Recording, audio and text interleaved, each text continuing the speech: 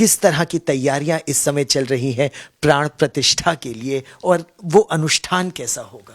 देखिए, तैयारियां इस प्रकार से, वो राम उत्सव है और राम उत्सव की जो तैयारियां हैं वो अपने आप में अद्भुत हैं, क्योंकि कोई भी कमी न रह जाए।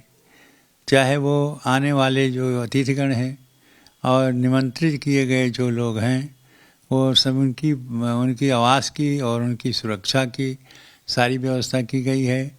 और प्राण प्रतिष्ठा में जो जो आवश्यक है, जो जो कार्य होना है, जिन जिन देवी देवताओं का पूजन होना है, ये सारे काज सही हो गए हैं, अब शुरू होंगे। और इसी रूप में उनका जितना जिसमें ज़रूरत पड़ती है, जब जो जो वस्तुओं की आवश्यकता है वो सब एकत्रित हो गया है।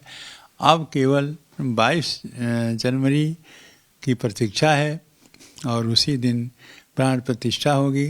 और उस प्राण प्रतिष्ठा में जो जो विधि विधान होते हैं प्राण प्रतिष्ठा में, वो सब कुछ तैयार है, सब कुछ उसी रूप में किया जाएगा। और ये जो आयोजन और जो पूजन है वो तो 16 तारीख से ही शुरू हो जाएगा। देवी देवताओं का अनुष्ठान, उन्हें प्रसन्न करने का प्रयास, और वो जो जिस मूर्ति की अब तक भक्तगण उपासना करते आए हैं, वो उस मेकशिफ्ट मंदिर से नए गर्भगृह की ओर कब निकलेगी? पहले जिस प्राण प्रतिष्ठा की बात चल रही है वो नई मूर्ति है, नई मूर्ति बनी है, प्राण प्रतिष्ठा उसकी होनी है। जिनकी दर्शन हो रहा है, पूजन हो रहा है, ये प्राण प्रतिष्ठित मूर्ति है। और ये जब वो मूर्ति स्थापित हो जाएगी वहाँ पर, जिनका प्राण प्रतिष्ठा होना 22 तारीख को, उसके बाद में तब इस मूर्ति को वहाँ स्थापित किया जाएगा और इस रूप से वहाँ मंदिर में स्थापित किया जाएगा, जिससे इन मूर्तियों का भी दर्शन हो जो पहले से दर्शनीय हैं। उसी प्रकार से जो प्राण प्रतिष्ठित मूर्ति नई है वो इनसे बड़ी है, 5 वर्ष के बालक के रूप में है, इसलिए उसका भी दर्शन हो।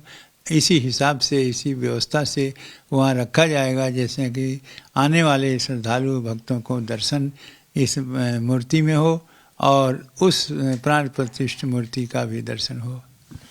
मुख्य यजमान इसके प्रधानमंत्री होंगे, तो वो जो अनुष्ठान होगा वो किस प्रकार से होगा आचार्य जी? अनुष्ठान वो मुख्यमंत्री केवल उस दिन प्राण प्रतिष्ठा के लिए हैं, बाकी कार्यक्रम, हाँ, प्रधानमंत्री जी उस दिन प्राण प्रतिष्ठा के लिए हैं मुख्य यजमान। बाकी कार्यक्रम जो होता है वो पहले से होता रहेगा।